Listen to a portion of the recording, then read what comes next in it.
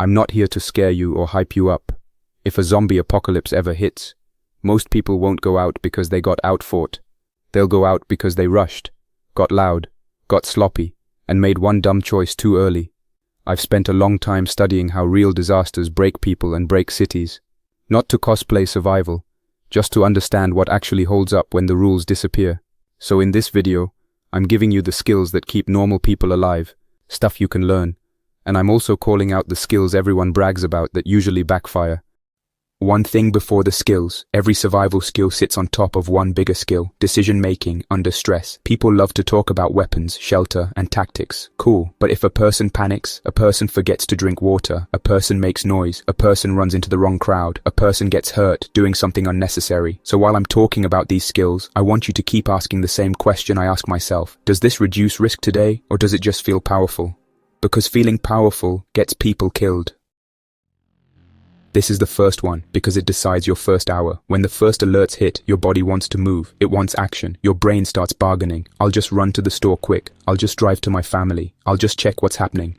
Here's the problem with that instinct. It assumes you have good information. In the first hour of a real collapse, you do not. News is wrong. Rumors are louder than facts. People are lying, not even on purpose. Some guy heard something from a friend who heard something from a co-worker. That's not intelligence. That's noise. So restraint becomes a survival skill. What does restraint look like? It looks boring. It looks slow. It looks almost cowardly. Staying inside, checking windows without being seen, listening for real signals, and waiting until you can move with purpose. Practice this question, even when life is normal. If I step outside, what do I gain and what do I risk? If the gain is small and the risk is unknown, you stay put. This is where pop culture messes with people. In shows like The Walking Dead, people are always moving, always reacting. It makes great television. It is also a great way to walk straight into trouble. In a real outbreak, time is an advantage. Every hour you don't get injured is a win. Every hour you don't get noticed is a win. Skill 2.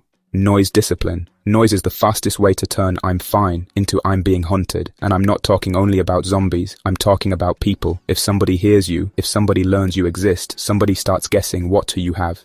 Food, water, medicine, shelter, batteries, tools. Even a working flashlight becomes a problem. Most people think noise means gunshots. Wrong. The little sounds are the ones that betray you all day. Here's what I mean. Project Zomboid actually teaches this better than most movies. The game punishes careless sound. That part feels real. So how do you build noise discipline? You practice moving slow without feeling dumb about it. You control doors with your hand on the knob and your hand on the frame. You stop letting things swing and bang. You tape or wrap metal that clinks. You keep loose items from bouncing around in your bag. And here's the hard part. You stop running. Running is loud. Running makes you breathe hard. Breathing hard makes you less aware and harder to control. Running also causes injuries. If you twist an ankle, you don't get a dramatic limp and a cool story. You lose speed for weeks. You lose balance. You lose options. So the skill is not run fast.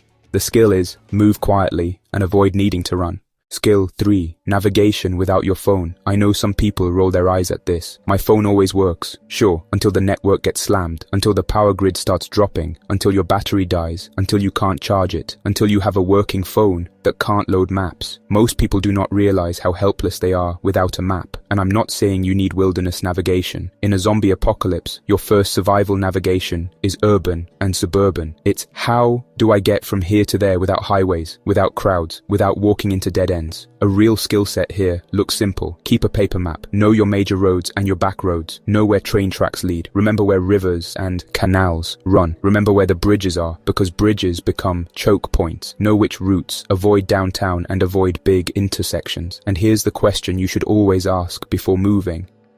If this route goes bad, where do I peel off?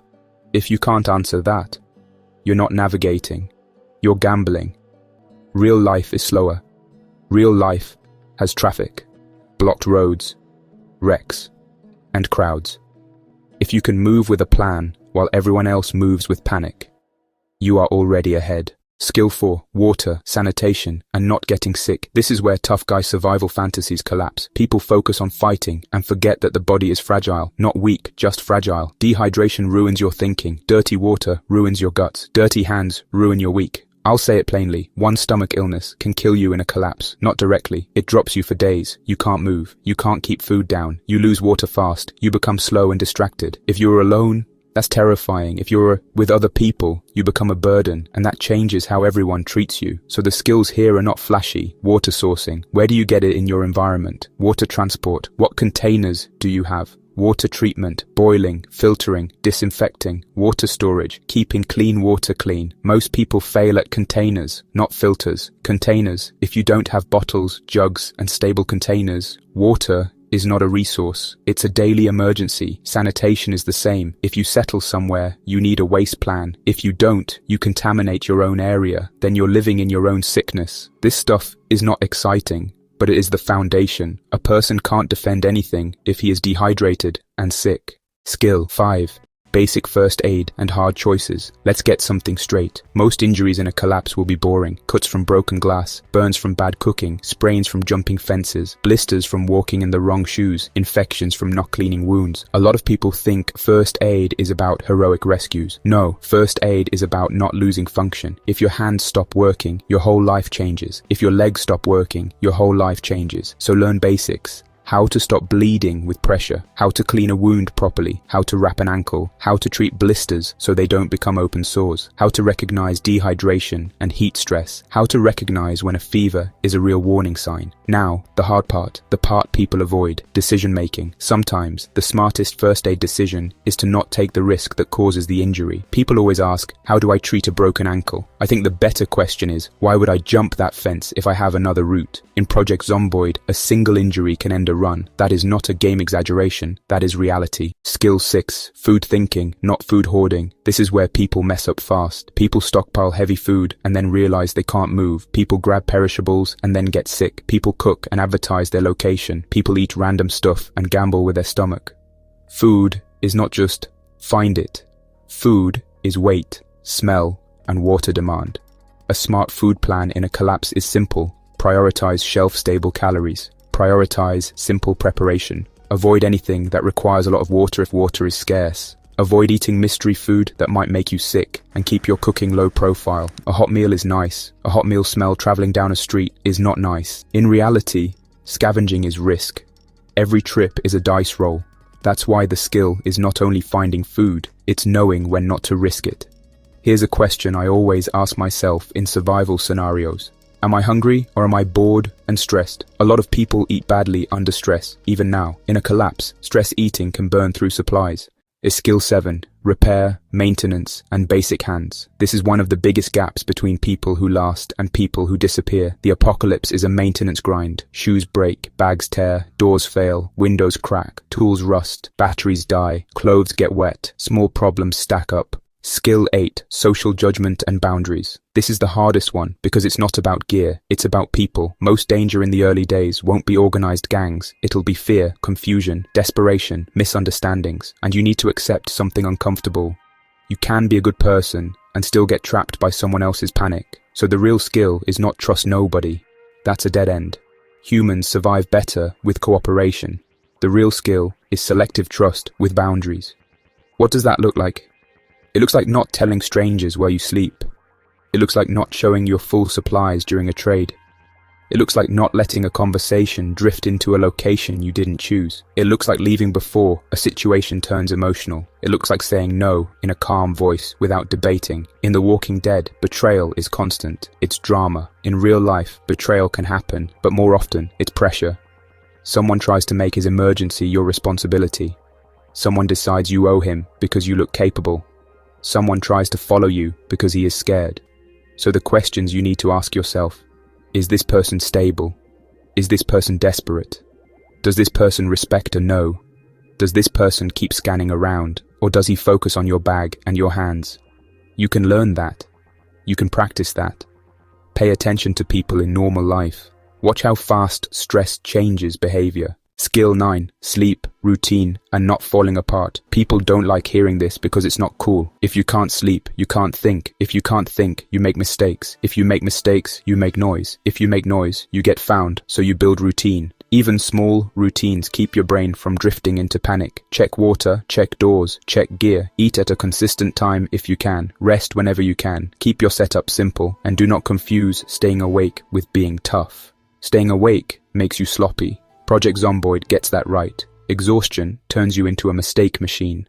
Now, the fake skills that get people killed. I promised I'd call these out, so here we go. 1. Weapon collecting without discipline. A weapon does not make you safe. A weapon adds problems, noise, accidents, attention, overconfidence. If you carry one, you need discipline and restraint. If you don't have discipline, it becomes a liability. 2. Carrying too much. People pack as if they're moving houses. Then they get blisters. Then they slow down. Then they get stuck. Mobility matters more than comfort. 3. Constant movement. Some people think surviving means always traveling. That burns calories and water. It increases injuries. It also increases the number of unknown situations you walk into.